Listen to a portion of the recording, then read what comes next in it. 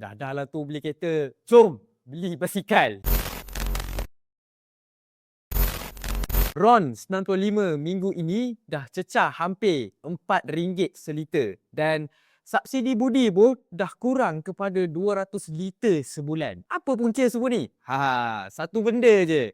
Konflik US dan Iran yang meletup pada bulan hujung Februari. Satu benda yang Alik tahu daripada konflik perang ini ialah negara kita ni ialah negara pengimport, termasuk minyak yang kita guna untuk isi di dalam kereta. Kita bukan negara Arab yang minyak diorang tumbuh daripada tanah.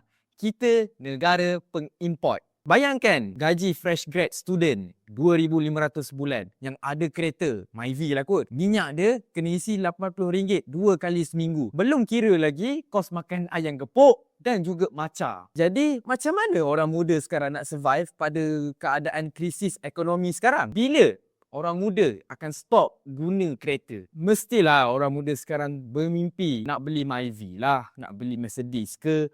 Mungkin korang kena tanya balik, adakah impian beli kereta sekarang ini berbaloi? Beli kereta tapi gaji separuh korang habis untuk bagi dia makan minyak. Soalnya bukan lagi bila nak beli kereta, tapi berapa lama lagi kereta tu akan berbaloi. Jadi cadangan Alik simple je untuk atasi masalah kegawatan ekonomi ini. Untuk korang orang muda jimat duit, kita beli basikal. What?